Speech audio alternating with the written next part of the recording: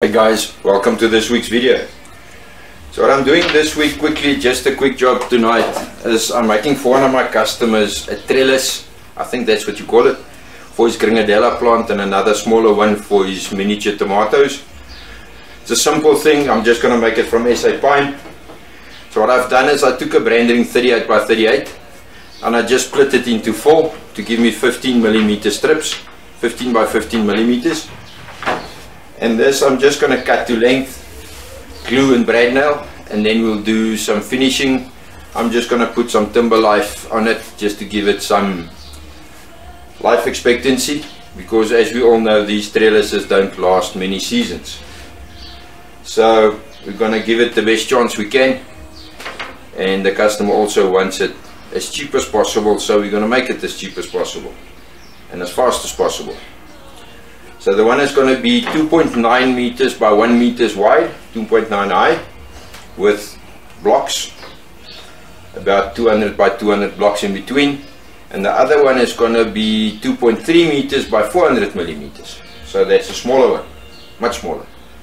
And let me show you, put them together quickly.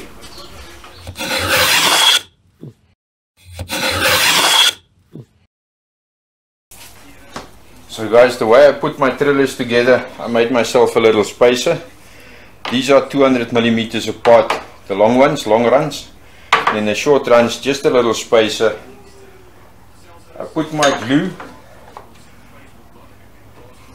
on all the long runs.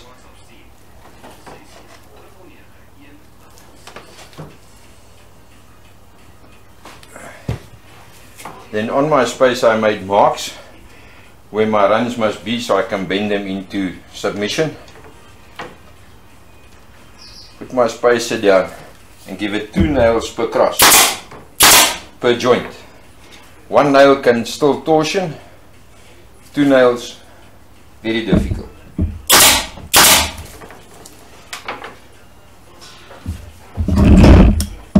Oops.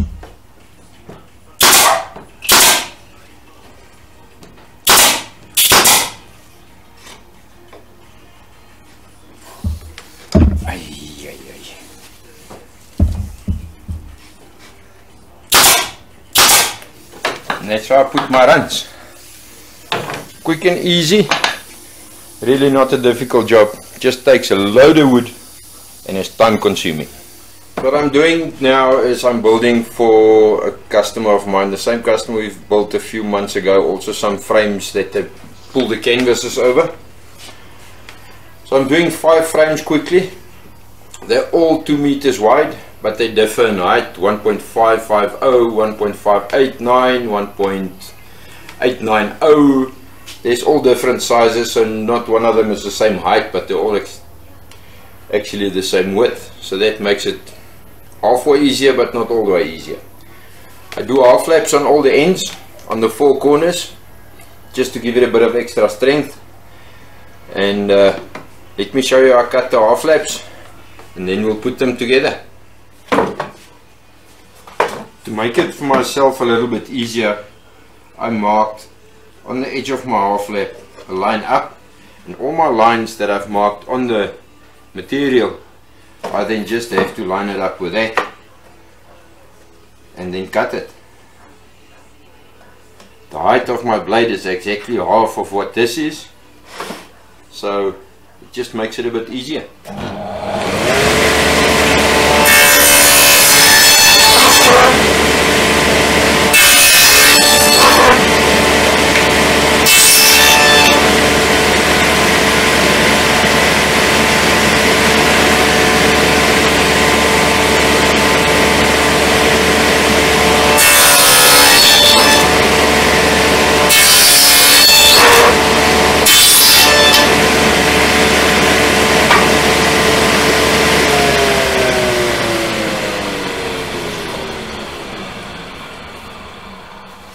Quickly going to do that on all 4 of the frame pieces.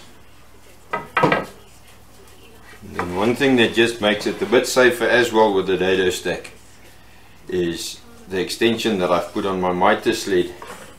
I just put on the miter sled just a piece of plywood give me a bit more support and keep my fingers further away from the dado stack.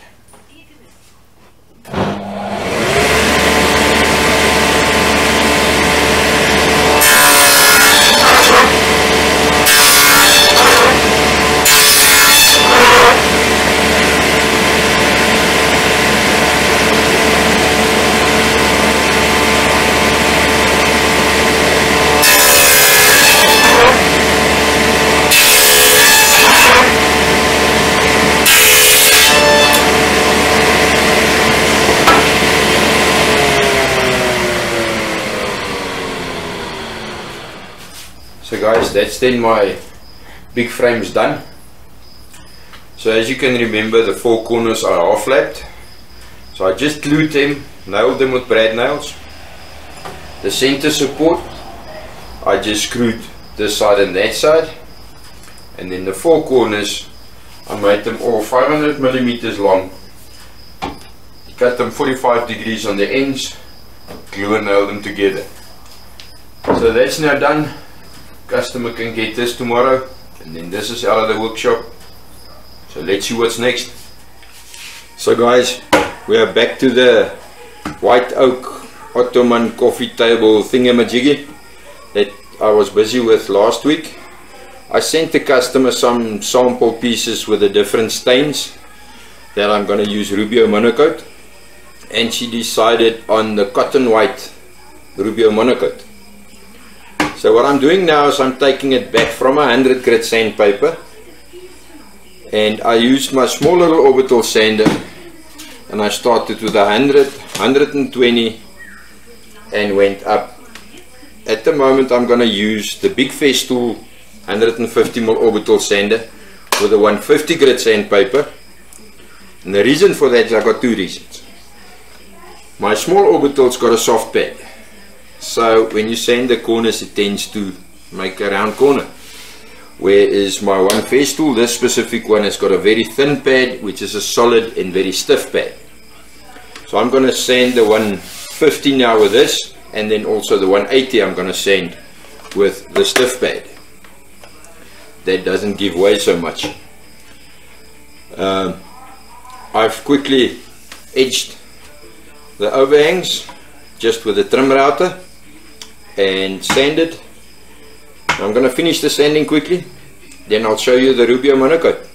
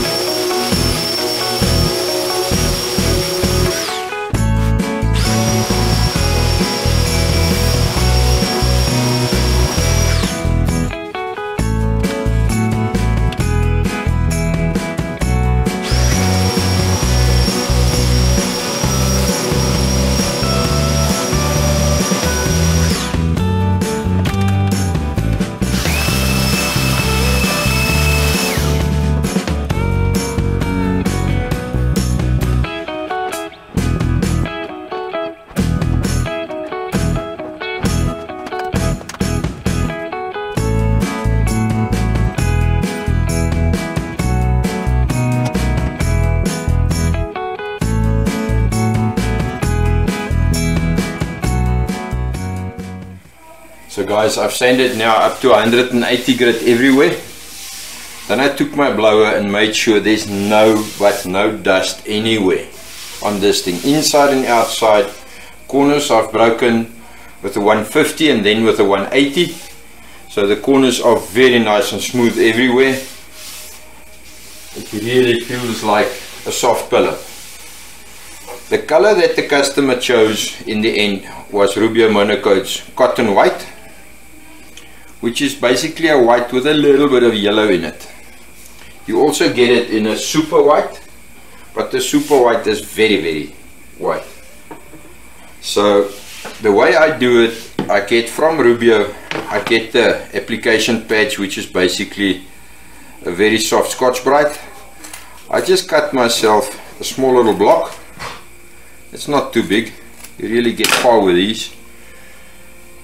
And make sure you shake your Rubio very well. And then of course important, like I said, no dust on this. I've put some painter's pyramids that I 3D printed underneath so I can get to the corners and the sides properly. And I'm just going to do the outside now first, and then I'll do the inside, which is going to be a little bit more difficult because I'm not going to flip it over later. So this works very nicely. And the way we do it is I just dip my pad and then start rubbing. And the idea is you want to rub the Rubio into the grain of the wood. I'll do it this side just to show you what the idea is. And you really rub it into the grain with the Scotch-Brite pad. Once you've rubbed it in, you leave it for 10 minutes and then you wipe it off, the excess off, with a soft cloth. Now this is going to take me probably half an hour to an hour, and I'm not going to bore you with that. You know the basics of it now. I'm going to continue and I'll show you once I'm done.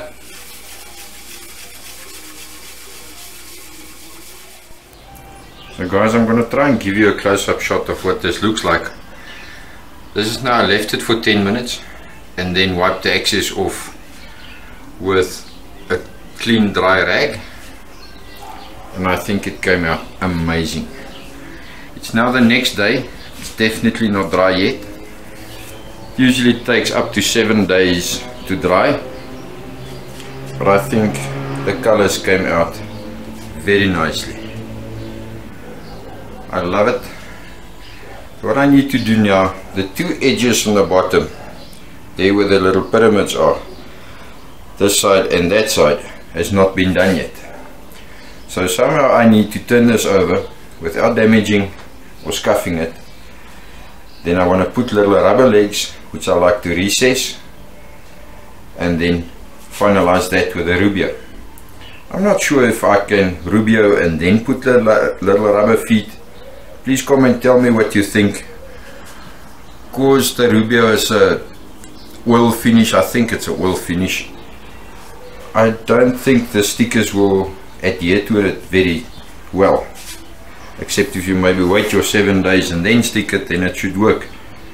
But the way I prefer to do it is I'm now gonna draw the little recesses for the rubber feet, put the rubber feet, and then put the Rubio on those two edges. Then a very important thing with the Rubio monocoat, the application pad that you use, which is now this one that I used last night, you must be very careful with it. Apparently, I've never seen it and it's never happened to me before, as they can catch a light, they heat up. So the rag that I wipe it with, which is this one, I spread it open, don't leave it on a bundle. And then this applicator pad I actually left on a piece of concrete where there's nothing it can light it. I've put that there for the night. It's still very cold to the touch. There's definitely no chemical reaction in this one, so I don't know if it's just in certain circumstances. Some guys say douse it in water, other guys, I don't know, there's so many variables on that.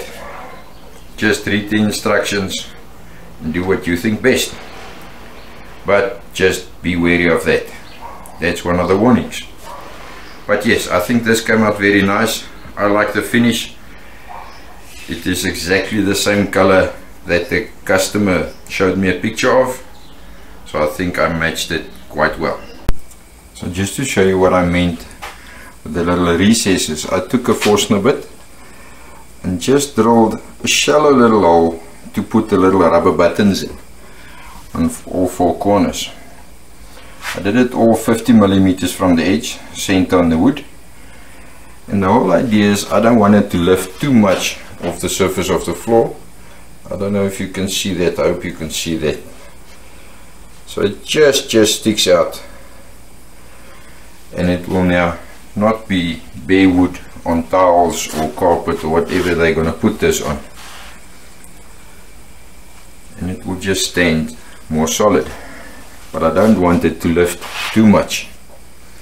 I usually use the 3M little rubber buttons. I'll just show you there. I like these rubber buttons. The adhesive on them is very good, and they last actually quite long. So what I'm going to do now is I'm just going to put some finish on the ends, this end and that end, that side, and then this project is done.